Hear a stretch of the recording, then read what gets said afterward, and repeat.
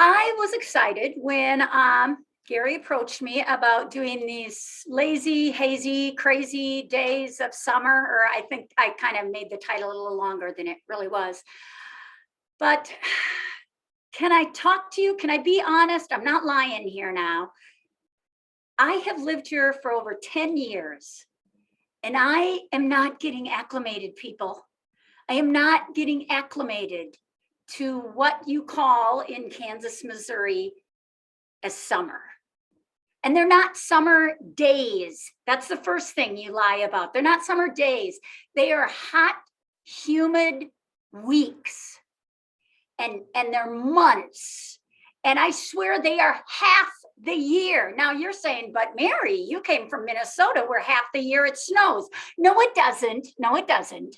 Here, though, the humidity and the heat, I swear it's half the year. I'm trying to get used to it. I really am. It's reminiscent of some of my Minnesota days. And again, I know you just associate snow with that, but we do get a few hot, humid days in Minnesota. And growing up on the farm, and I grew up on a dairy farm, I would refer to these as Holstein humidity. Now, those of you that don't know your dairy cattle, the Holstein are the biggest, baddest of the bovine. They're the big black and white ones. And on a hot summer evening, when you're trying to do that evening milking and you're down to just that last cow, it's like those two Holsteins decide, no, we're not going to let you in here to get that milker on this last one.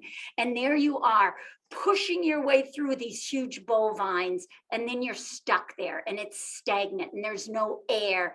And that is Holstein humidity. And I am experiencing it, folks, here in the Kansas City area. I promise I won't complain about it all night, but I just thought I'd set the tone of these lazy, crazy, hazy, humid days of summer. Now, the cows actually inspired one of my first loves in life, one of my first hobbies, I guess. And so, Gary, this is where I always tell my students, I taught speech for years, to never apologize when you're doing a presentation. But Gary, I know you invited me here to tell a story, but instead I'm going to go back to one of my first loves.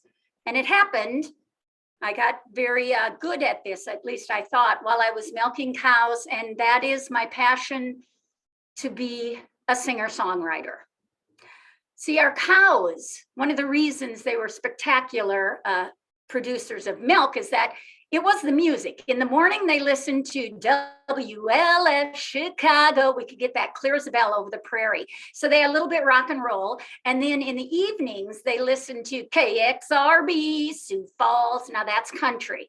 They're a little bit rock and roll, a little bit country. Okay, now I favored writing the country songs. And see, I'm going to tie it back to story, Gary, because of course those country songs, they tell stories. And that's why I hope you don't mind. My story today is going to be in the musical form. As you can see, I'm in my music room. Actually, it's my husband's. I'd grab a guitar to accompany myself, but actually I don't play guitar, so that's not going to do me any good. You're just going to have to hear my voice. But again, it's the words. It's the words that are important. And this was inspired by a hot, humid day in my new home, Kansas City Metro. Oh, here, I'm sorry, I've got to set the scene a little bit better. And yes, do you like, it is a vintage shirt, Montgomery Ward's catalog. Do you even remember the Montgomery Ward's catalog? Okay, yeah, okay. Here we go. There's a lesson in this, folks, all right? My boss, she started a program. She was sewing with women out west. And it was a hot summer day, so I was wearing my running dress.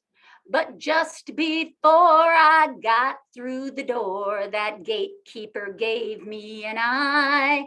No, I wasn't smuggling sharp objects. He thought he saw my thighs. You see, you can't wear skirts in prison. I learned that the other week. That gatekeeper got excited when I gave him a little peek. I said, this is my running attire. I ain't gonna put on no show. But no, you can't wear skirts to prison. That skirt will have to go. Now I am a middle-aged woman. I don't like to show much skin.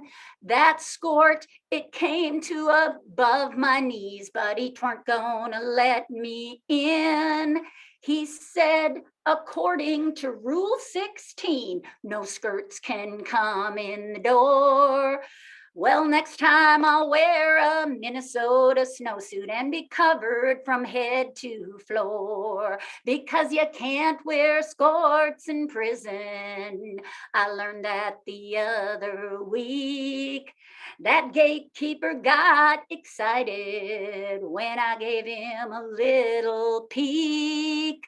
I said, this is my running attire. I ain't gonna put on a show. He said, you can't wear skirts to prison. That skirt will have to go. Now, here's the part of that traditional country song where I talk to you a little.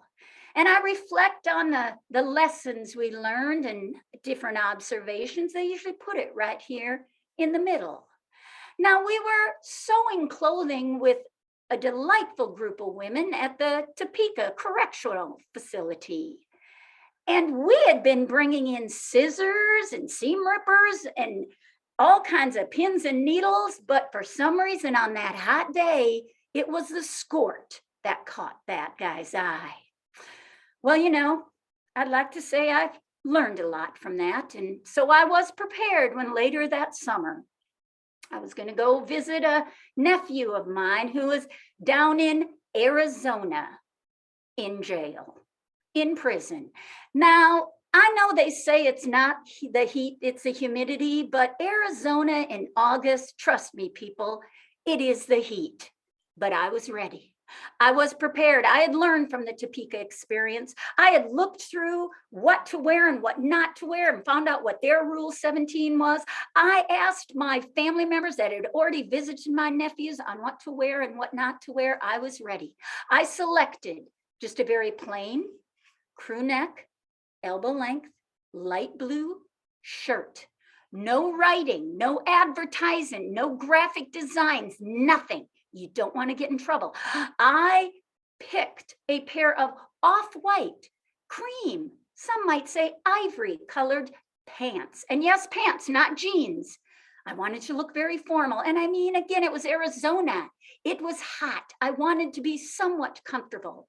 And so we made it through the first gatekeeper. That's where you just bring your vehicle onto the lot and they check it out.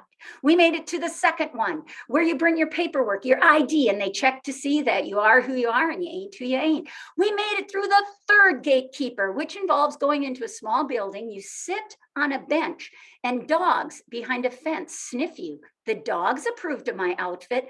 I have got this made. We have just got to get on a bus and drive to the actual facility where my nephew is.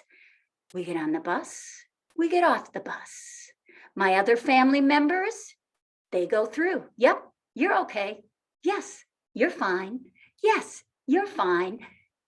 And then that gatekeeper looked at me and stopped. Now, you don't have to mute yourself here if you want to. Why do you think?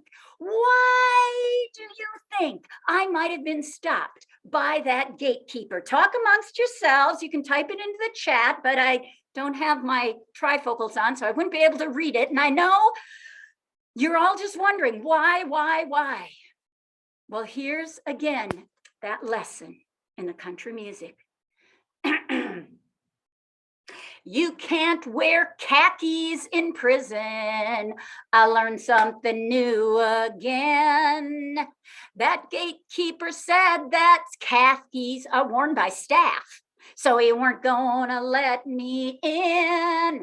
I knew enough to hush my mouth and not argue. Khaki? Well, these are off white.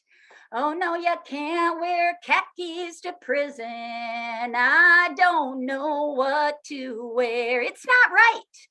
So if you find yourself going to prison to visit family or friends, make sure you get that rule book and you read it from beginning to end. Know your skirts from your shorts and your skirts from your pants, and know that khaki might not be off-white, or it will. It's confusing. When you go to prison, I hope you do dress right.